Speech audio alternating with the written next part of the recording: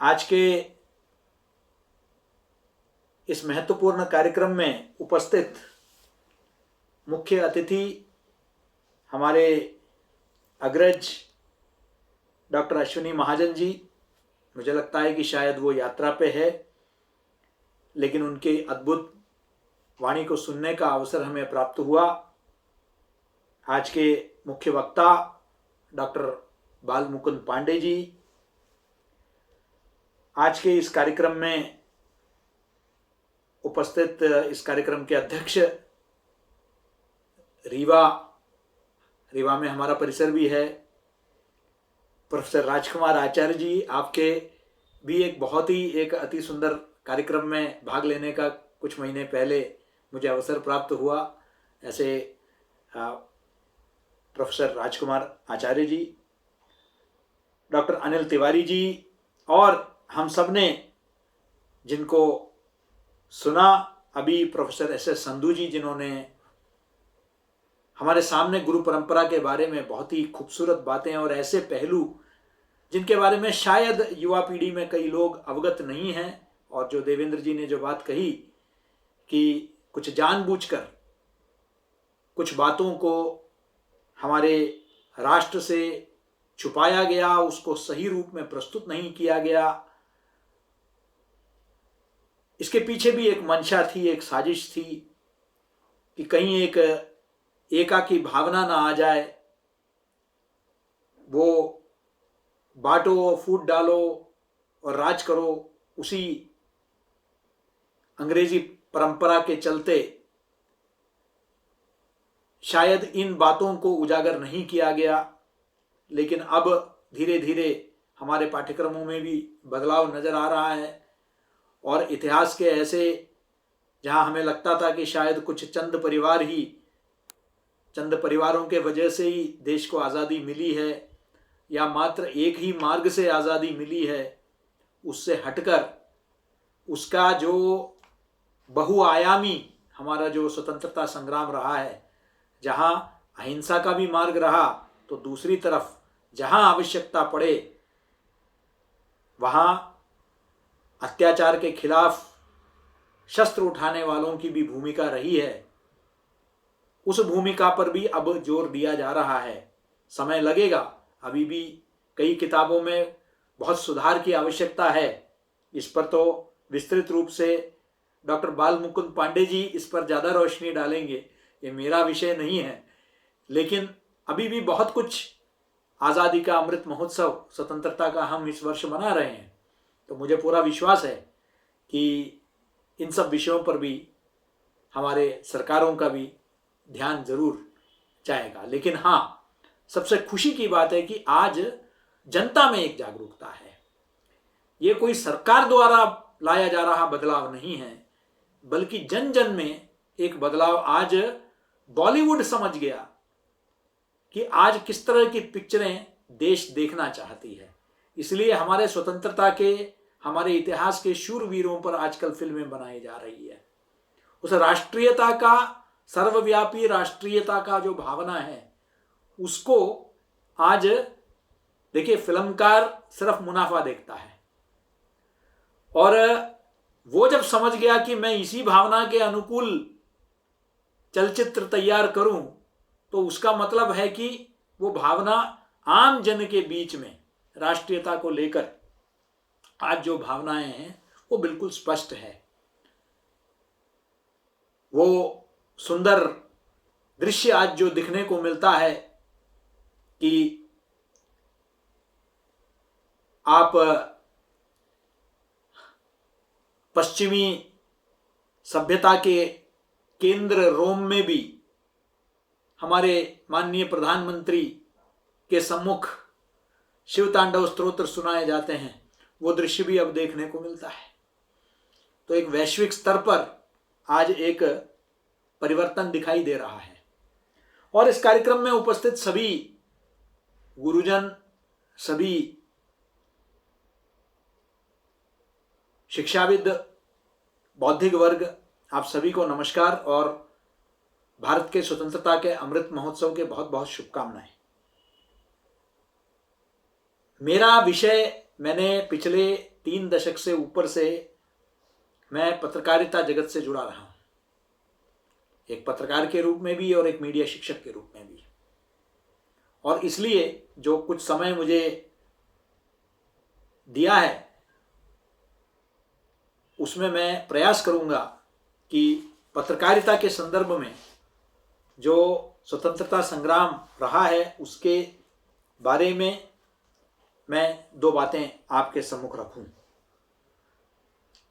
देखिए, महादेवी वर्मा जी ने बहुत पहले कहा था कि पत्रकारों के पैरों के छाले से इतिहास लिखा जाता है। तो दूसरी तरफ हम सब सुन चुके हैं एक अकबर इलाहाबादी का मशहूर कथन, या उसको आप शेर कहें, कि खींचे ना कमानों को न तलवार निकालो, जब तोप मुकाबिल हो तो अखबार निकालो। यानी कि ये ताकत, नेपोलियन बोनापार्ट ने बहुत पहले कहा था कि pen is mightier than the sword.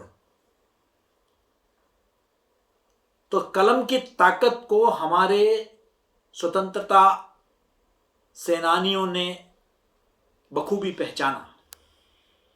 वो समझते थे कि एक तरफ सक्रिय आंदोलन भी है, आवश्यक है, दूसरी तरफ जंगे आजादी में जहां आवश्यक है, जहां न्यायोचित है, वहां शस्त्र को भी उठाना है। तो एक और जो विकल्प उपलब्ध था, जिस पर भी काम किया गया, वो था कलम के माध्यम से जन जागरूकता पैदा करना। और ये कलम के माध्यम से मात्र अंग्रेजी हुकूमत के खिलाफ जंग नहीं छेड़ा गया, बल्कि कलम के ताकत पर हमारे अपने समाज में जो कमियां रही है, त्रुटियां रही है, उसको लेकर भी जन जागरूकता पैदा की गई।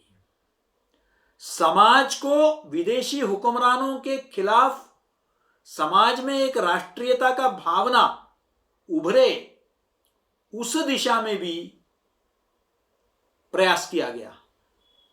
तो समाचार पत्र जो भी उस समय निकाले गए, उसका उद्देश्य एक, अंग्रेजी हुक्मरानों के काले करतूतों को उजागर करना, 2, अंग्रेजी हुक्मरानों के खिलाफ देश में एक राष्ट्रीयता का माहौल बनाना, और तीसरा, अपने समाज में जो कमियां और त्रुटियां हैं, विषमताएं हैं,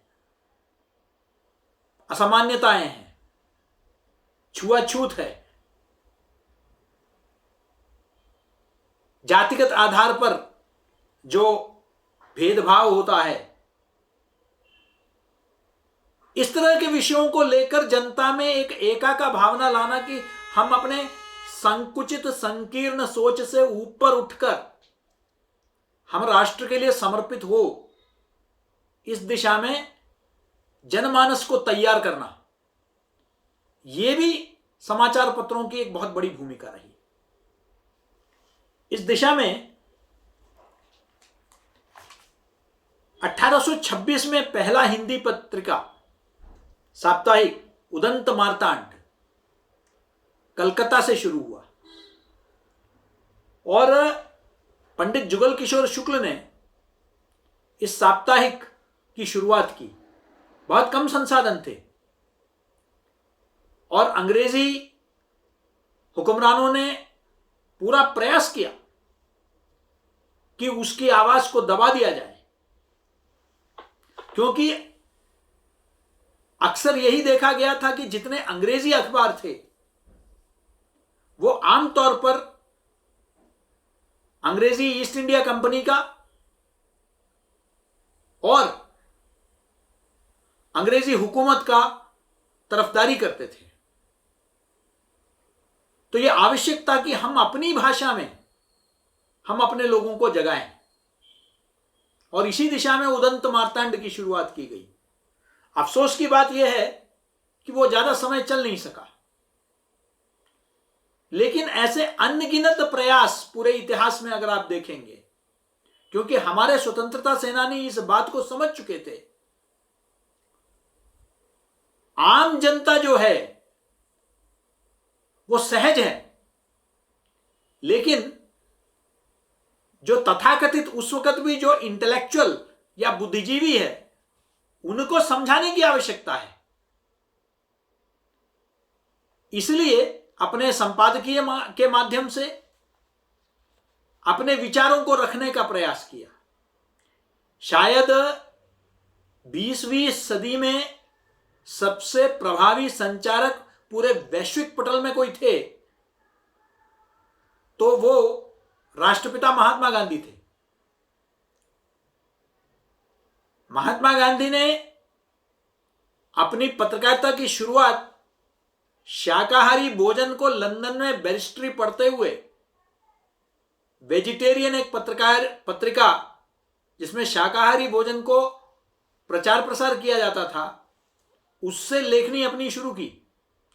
बाद में जब वो दक्षिण अफ्रीका पहुंचे और भारतीयों के साथ जो भेदभाव हो रहा है उसको उन्होंने देखा, समझा, और उन्होंने इंडियन ओपिनियन नाम का एक पत्रिका की शुरुआत की, जिससे वहां जो गोरे जिस तरीके का भेदभाव भारतीयों के साथ करते थे और जिसका हम सबने भी नजारा देखा, आप लोगों ने इतिहास के पन्नों में तो दर्ज है ही, हम सबने फिल्मों में भी देखा, रिचर्ड एटनबरो के फिल्मों में भी देखा और अन्य फिल्मों में भी देखा कि किस तरीके से फर्स्ट क्लास टिकट होने के बावजूद उनको पीटरमैरिट्सबर्ग के रेलवे स्टेशन में उनको धक्का देके गाड़ी से फेंक दिया जाता है, सिर्फ इसलिए क्योंकि वो एक भारतीय हैं।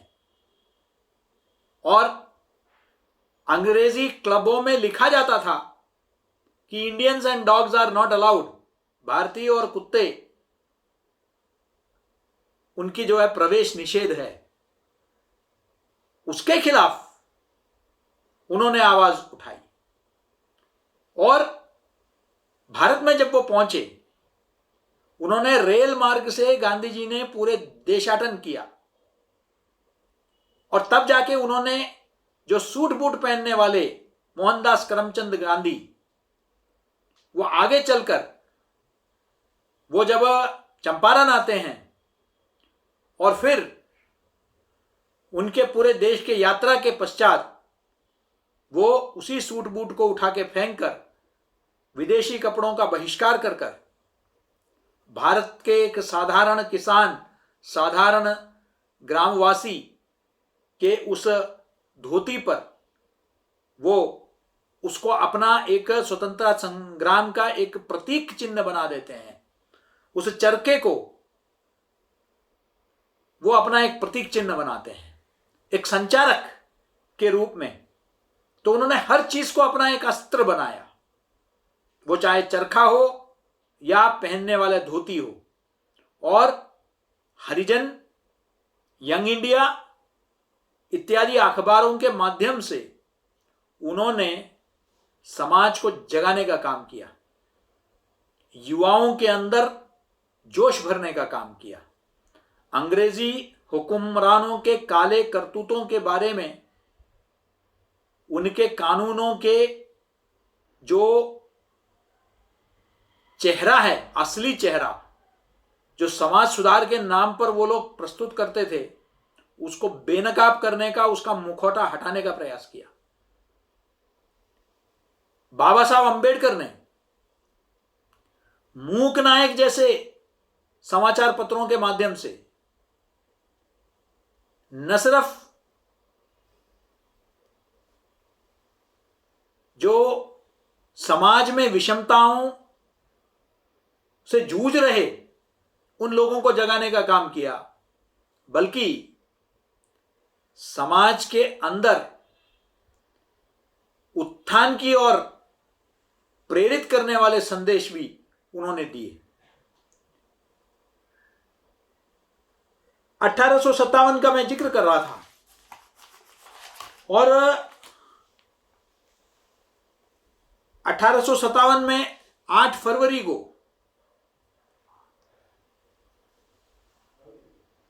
दिल्ली से अजीमुल्ला खान पयामे आजादी के नाम से उर्दू अखबार निकालते हैं और उस उर्दू अखबार के माध्यम से, कविताओं के माध्यम से, लेखनी के माध्यम से देश के आवाम को वो जगाने का प्रयास करते हैं। उनका एक मशहूर संपादकीय वाक्य मुझे याद आता है। उन्होंने कहा था कि हम हैं इसके मालिक, हिंदुस्तान हमारा। हम हैं इसके मालिक, हिंदुस्तान हमारा। पाक वतन है कौम का, जन्नत से भी प्यारा। ये अजीमुल्ला खान साहब ने ये वाक्य दिया। और जो 1857 में तांत्या तोपे, रानी लक्ष्मीबाई और मेरठ के छावनी से जो जंगे आजादी की शुरुआत मंगल पांडे ने की, उसमें उन्होंने जनता को आह्वान दिया अपने अखबार के माध्यम से कि वो दिल्ली आए। यहां तक कि उनका एक संदेश तो यह था कि अगर आपने कहीं और खाना खाया है तो दिल्ली में आके हाथ धोएं, यानी कि आप दिल्ली आइए। अंग्रेजों को हमने शिकस्त किया है पहले भी और आगे भी हम लोग कर सकते हैं। उसका नतीजा यह था कि अंग्रेज इतना घबरा गए थे कि ऐसे छापामारी होती थी कि अगर किसी हिंदू के हाथ में अगर वो अखबार पाया गया तो उसको जबरदस्ती जबरन गोमांस खिला के उसको गोली मार दिया जाता था। और अगर किसी मुसलमान के हाथ में वो अखबार पाया गया तो उसको सूअर का गोश्त खिला के उसको गोली से उड़ा दिया जाता था। और बाद में अजीमुल्ला खान को खुद तोप से बांधकर उड़ा दिया गया। शायद समाचार पत्रों के दुनिया में पहले पत्रकार थे जो शहीद हुए, जिन्होंने वीरगति को प्राप्त किया, जिनको अंग्रेजों ने तोप से उड़ा दिया। ऐसे न जाने कितने हजारों कुर्बानियों की कहानियां, क्योंकि हम जब पत्रकारिता की बात करते हैं स्वतंत्रता संग्राम में, तो हम आम तौर पर हम जो अपने बड़े स्वतंत्रता सेनानी रहे हैं, लाला लाजपत राय, लोकमान्य बाल गंगाधर तिलक, जिन्होंने केसरी के माध्यम से जन जागरूकता की, जरा याद रखिए कितना खूबसूरत सोच रही होगी उस समय। हम कभी कभी सोचते हैं कि समाज को एक साथ लाने के लिए उन्होंने गणेशोत्सव शुरू किया। यह गणेशोत्सव कोई पुरानी बात नहीं है, यह लोकमान्य बाल गंगाधर तिलक ने शुरू की। और आज न सिर्फ पूरे महाराष्ट्र में बल्कि पूरे देश में हम लोग गणेशोत्सव मनाते हैं, अपने जाति और अपने संकीर्ण भाषा इत्यादि से ऊपर उठकर एक राष्ट्रीय एकता का सूत्र बन गया है गणेशोत्सव। ये इसके पीछे कोई आयोजन समिति नहीं होती है, कोई सरकार नहीं कराती है, ये कोई केसरी अखबार नहीं कराती है, लेकिन आम समाज कराती है। समाज में उसको स्वीकार्यता मिली। उनका एकमात्र उद्देश्य, गणेश जी तो है ही विघ्नहर्ता, उनका पूजन तो कहीं ना कहीं था ही, लेकिन अपने मंदिर तक सीमित या अपने घरों तक सीमित पूजा को एक सार्वजनिक पूजा का रूप देने का जो कार्य किया है, उसके पीछे समाज को एकत्रित करना था। और समाज एकत्रित हुआ और जागरूक हुआ, अपने संस्कृति को लेकर उसके अंदर एक गर्व की भावना आ गई, तो आधा काम हो गया। ये लोकमान्य तिलक जानते थे, इसलिए उन्होंने केसरी के माध्यम से इस उत्सव का भी प्रचार प्रसार किया। यह बहुत आवश्यक है हमको समझना। लेकिन ऐसे कई हजारों ऐसे नाम भी है गुमनाम, जो जिला स्तर पर ग्रामीण स्तर पर पत्रकारिता करते थे, जन जागरूकता का काम करते थे, लेकिन शायद अब गुमनाम हो गए हैं। हमारे अपने विश्वविद्यालय में हम सबके प्रेरणा के स्रोत वो आप जानते हैं, पंडित माखनलाल चतुर्वेदी। उन्होंने कभी व्यक्तिगत लाभ के लिए नहीं कभी पत्रकारिता की। उनको तो जब मध्य प्रदेश का गठन हुआ तो उनको तो ये उनसे अनुरोध किया गया कि आप इस प्रदेश के मुख्यमंत्री बने। उन्होंने उसे ठुकरा दिया और कह दिया कि यह पत्रकार का काम नहीं है। जब व्यक्ति किसी भी हद तक राजनीति में पदों को हासिल करने के लिए अपने स्वार्थ के चलते कर सकता है, वहां बगैर किसी लॉबिंग के, बगैर किसी जोड़ तोड़ के खुद आके उनको तस्वीर में उनको सामने रखा जाता है कि यह मुख्यमंत्री का पद है, वो मना कर देते हैं। ऐतिहासिक है कि खंडवा को उन्होंने जब कर्मभूमि बनाया और वहां से कर्मवीर अखबार की शुरुआत की, तो जो अंग्रेजी मैजिस्ट्रेट्स थे उन्होंने उनसे पूछा कि आप क्यों यह अखबार चलाना चाहते हैं। तो उनको बताया उन्होंने कि आप जो अत्याचार कर रहे हैं उसके खिलाफ आवाज उठाने के लिए। तो उन्होंने कहा कि आपको पता है इसकी कीमत आपको क्या अदा करनी होगी, आप पर कार्रवाई हो सकती है, आपका कारावास हो सकता है। कहते कि बिल्कुल आप ये करेंगे, मुझे पूरा भरोसा है, इसलिए मैं अखबार निकाल रहा हूं। और वो अंग्रेज मैजिस्ट्रेट अंग्रेज नहीं था, वो आयरिश था। आयरिश तो खुद ही अंग्रेजों से त्रस्त रहे हैं। तो उन्होंने कहा कि मैं लोकतंत्र में भरोसा करता हूं और आपको ये कर्मवीर अखबार चलाने का मैं लाइसेंस देता हूं। और वो उनकी वाणी को सुनकर इतना प्रभावी हुए और उन्होंने वो दिया। और आगे चलकर उन्होंने रतौना में जो बूचड़ खाना, कसाई खाना जो सागर में रतौना में जो शुरू किए जाने का जो अंग्रेजी हुकूमत का जो फैसला था, उसका डटकर विरोध किया। मैं आपके साथ साझा करना चाहता हूं क्योंकि आप में से कई लोग हमारे मध्य प्रदेश से भी जुड़े हुए हैं कि इस वर्ष हम आमतौर पर व्यक्तियों के और संस्थाओं के शताब्दी वर्ष मनाते हैं, लेकिन इस वर्ष से माखनलाल चतुर्वेदी राष्ट्रीय पत्रकारिता एवं संचार विश्वविद्यालय शताब्दी वर्ष मना रहा है दादा माखनलाल की कविता पुष्प की अभिलाषा की, जिसने न जाने कितने पीढ़ियों को प्रेरित किया। 100 वर्ष पहले कारावास में रहते हुए उन्होंने पुष्प की अभिलाषा की रचना की और वो आज भी न जाने कितने पीढ़ियों को प्रेरित करती है, हमारे अंदर उत्साह जगाती है।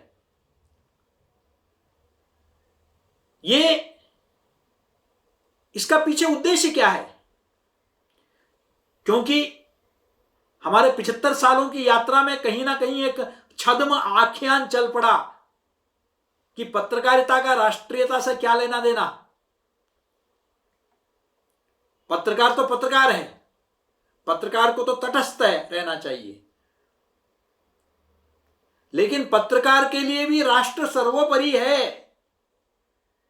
यह संदेश दादा माखनलाल जैसे विख्यात पत्रकार, दादा माखनलाल जैसे प्रख्यात साहित्यकार, वो जब पुष्प की अभिलाषा लिखते हैं तो वो एक संदेश देते हैं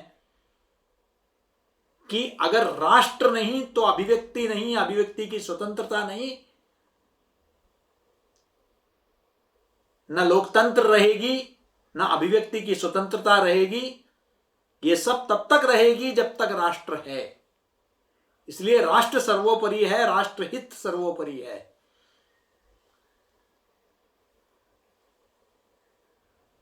CNN cable news network America की जब भारत में, पंजाब में और उत्तर पूर्व में विघटनकारी ताकत, अलगाववादी ताकत, आतंकवादी ताकत, हम लोग तो 1960 के दशक से आतंकवाद के शिकार हैं, लेकिन उसको मात्र एक अलगाववादी आंदोलन के रूप में उधर पश्चिम में प्रस्तुत किया गया। अमेरिका में भी, पंजाब में अलगाववादी आंदोलन चला, वहां भी आतंकवादी रहे। लेकिन फिर आगे चलकर कश्मीर में 80 के दशक से हमने देखा। लेकिन जब वर्ल्ड ट्रेड सेंटर में जब हमला होता है और हजारों लोग मारे जाते हैं, तब जाके अमेरिका जगता है कि आतंकवाद क्या है।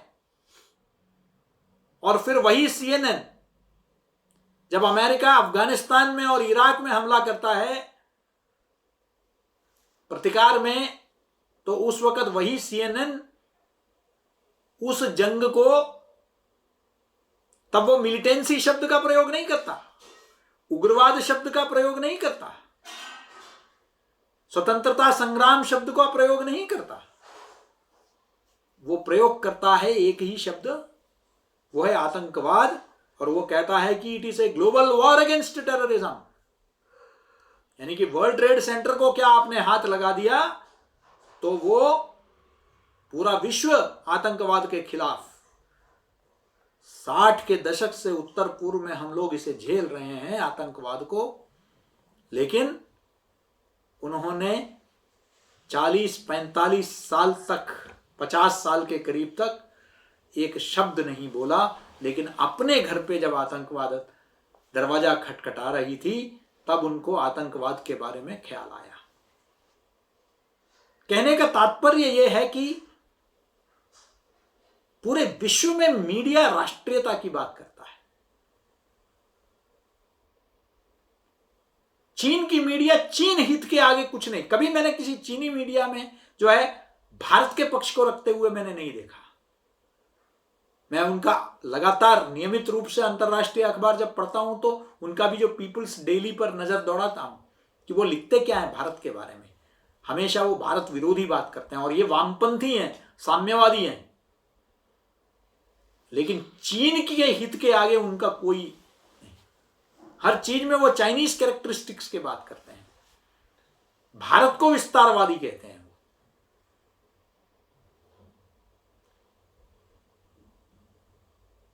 इसलिए हमारे यहीं हम ये कहते हैं कि जब बालाकोट में सर्जिकल स्ट्राइक होता है, हमारी सेना इसका पुष्टि करती है कि हमने सर्जिकल स्ट्राइक किए, तो हमारे यहां ऐसे तत्व भी होते हैं जो सवाल खड़ा कर देते हैं। पाकिस्तानी सेना क्योंकि इंकार करती है तो उनके बातों को ज्यादा महत्व दिया जाता है कि क्या सच में हुआ था क्या सर्जिकल स्ट्राइक। सेना के अधिकारी कह रहे हैं, कोई राजनीतिक दल के नहीं, कोई सत्ताधारी दल के नहीं, कोई सरकार के व्यक्ति नहीं, प्रतिनिधि नहीं, भारतीय सेना के प्रवक्ता कहते हैं, तो भी हम उस पर शक करते हैं।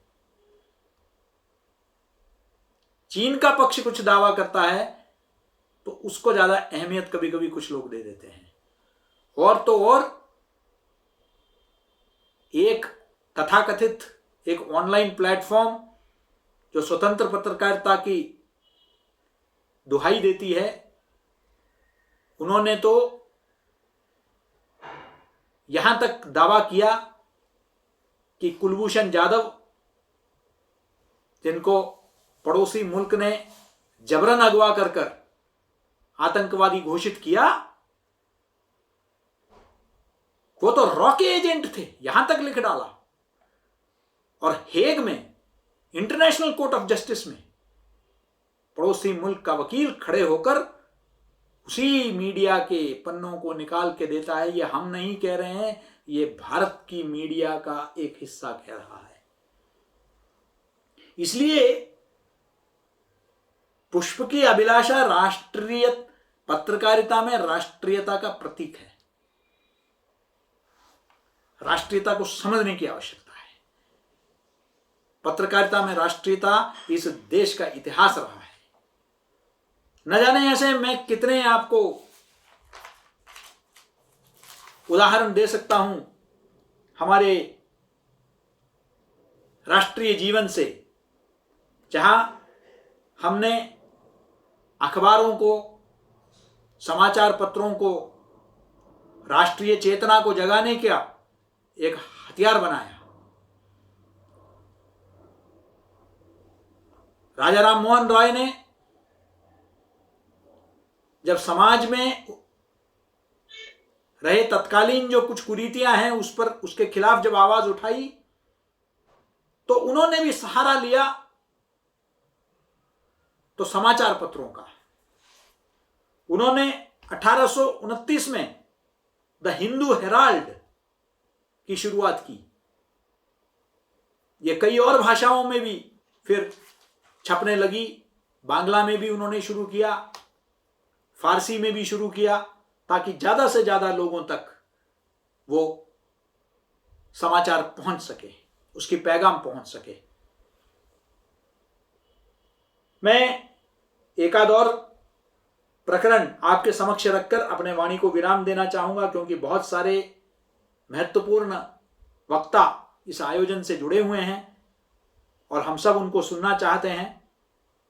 मैं सिर्फ 2-3 उदाहरण मैं समझता हूं कि बहुत ही महत्वपूर्ण है, वो आपके समक्ष रखना चाहता हूं। एक, मैंने जैसे कहा कि धन के अभाव के बावजूद इन अखबारों को शुरू किया गया।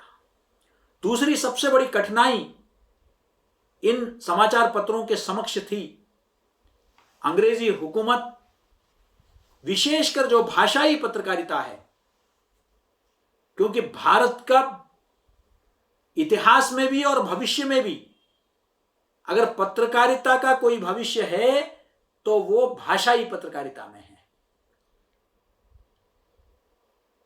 और हमारे यहां जो हमारे स्वतंत्रता सेनानी थे, उन्होंने भाषाई पत्रकारिता के माध्यम से जन जागरूकता पैदा करने की कोशिश की, चाहे वो बांग्ला में हो, मलयालम में हो, तमिल में हो।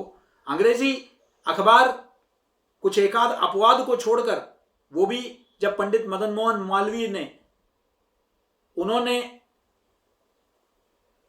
उनके प्रोत्साहन करने पर हिंदुस्तान टाइम्स जैसे अखबार शुरू हुए, लेकिन अधिकतर अंग्रेजी अखबारों ने अंग्रेजी हुकूमत का साथ ही दिया। लेकिन भाषाई अखबारों ने, इसलिए अंग्रेजों ने वर्नाकुलर प्रेस एक्ट लेकर आए। इसका एक ही उद्देश्य था कि किस तरीके से भारतीय मीडिया का कमर तोड़ा जाए, क्योंकि उनको पता था कि भाषाई जो पत्र अखबार है वो अपनी भाषा में जनता को जागरूक कर रहे हैं सामाजिक विषयों को लेकर।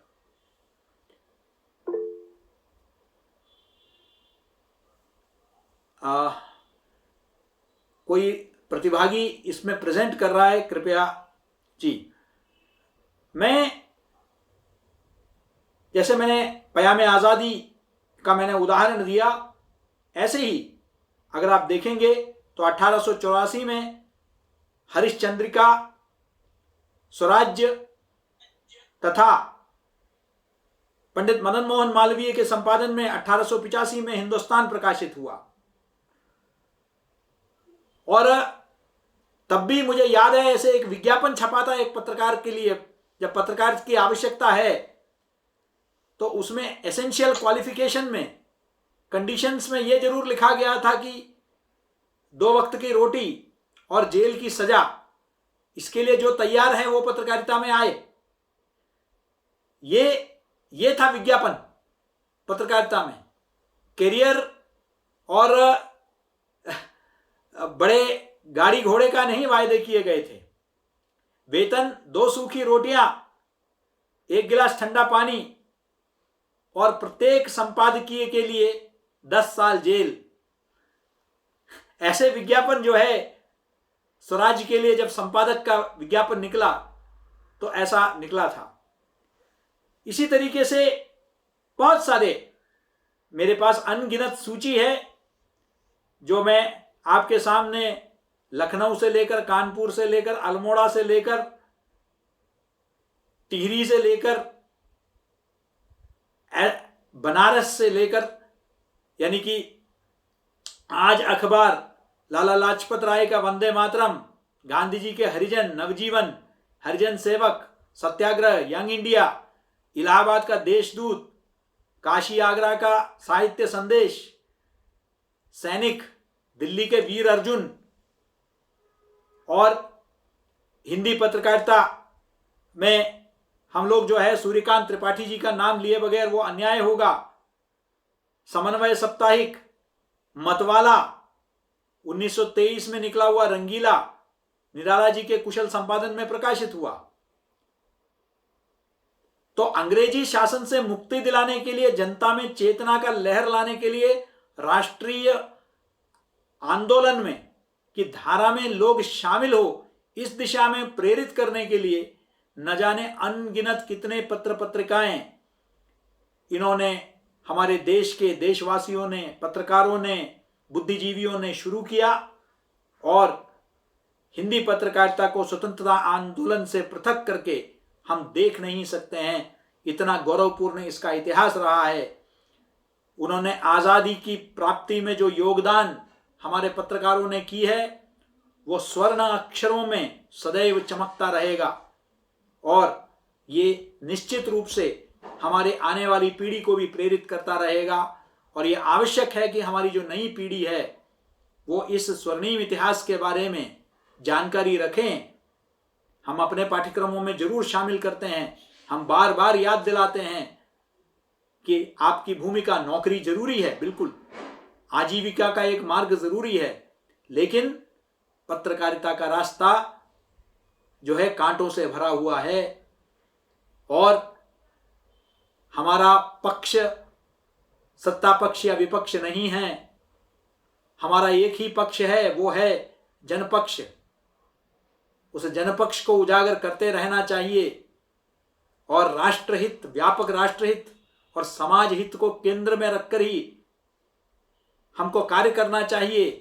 पत्रकारिता का उज्जवल इतिहास हमको यह भी प्रेरणा देती है कि मात्र नकारात्मकता से कार्य नहीं चलेगा, समाज के अंदर के ऊर्जा को जगाने की आवश्यकता है, समाज के आंतरिक शक्ति को हमें जगाने की आवश्यकता है। तभी जाकर पूरे राष्ट्र को राष्ट्र निर्माण के लिए हम प्रेरित कर सकते हैं। सभी काम सरकारों पर छोड़कर कोई काम नहीं होता है। ये समाज, हमारा देश जो है समाज पोषित रहा है और समाज पोषित समाज जो हमारा रहा है ये कभी सरकारों पर निर्भर नहीं रही है। ये समाज सदियों से, ये सभ्यता चलती आ रही है तो किसी राष्ट्र, किसी सरकार पर निर्भर होकर नहीं चलती आ रही है, ये हजारों साल से चलती आ रही है ये सभ्यता। और इसलिए 700-800 साल तक गुलाम रहे हमारे मुल्क, लेकिन हमारी सभ्यता की यात्रा चलती रही, अनवरत चलती रही, अविरल चलती रही और आगे भी चलती रहेगी। ये सरकारों पर निर्भर नहीं है, इस बात के हमें जानकारी होनी चाहिए। हम लोग समाज के सकारात्मक शक्ति को भी हमें उजागर करने की जरूरत है, सकारात्मक पहलू को भी उजागर करने की जरूरत है। कोविड में बहुत कुछ नुकसान हुआ, बहुत कमियां भी रही, लेकिन समाज की शक्ति ने समाज को बल दिया। इस पर भी हमें जोर देने की आवश्यकता है, उस सकारात्मक पहलू को। और स्वतंत्रता के अमृत महोत्सव में हमको ये याद करने की जरूरत है बार बार कि हमें समस्या केंद्रित पत्रकारिता नहीं करनी है, अपितु समाधान आधारित पत्रकारिता करने की जरूरत है। हमें समस्याएं तो हमेशा होती रही है, लेकिन समस्याओं का समाधान क्या हो ये समाज से निकालकर उसका मार्ग ढूंढना पड़ेगा। पत्रकारिता का कार्य मात्र समाज को सूचित करना ही नहीं अपितु शिक्षित करना और प्रेरित करना भी है। इतनी बातों को अपने बीच में रखकर मैं आपसे अनुमति चाहूंगा, अपने वाणी को विराम देना चाहता हूं। मैंने प्रयास किया कि कम समय के अंतर्गत गागर में सागर भरने का प्रयास किया, क्योंकि पत्रकारिता का तो इतना विशाल योगदान है, व्यापक योगदान है कि वो 20-25 मिनट के समय में उसको समेटना बहुत कठिन कार्य है। और यहाँ इतने महत्वपूर्ण वक्ता हमारे बीच में हैं, उनको भी सभी सुनना चाहेंगे। इसलिए आगे कभी कार्यक्रम होगा तब भी मैं बधाई देना चाहता हूँ, साधुवाद देना चाहता हूँ डॉक्टर देवेंद्र जी को कि उन्होंने बहुत ही एक महत्वपूर्ण आयोजन को जो है आपने मूर्त रूप दिया, और आगे भी इस तरह के प्रेरक आयोजनों के माध्यम से हम समाज में एक नवचिंतन, एक जागरूकता हम पैदा कर पाएंगे। आप सभी को बहुत बहुत धन्यवाद। नमस्कार। बहुत बहुत धन्यवाद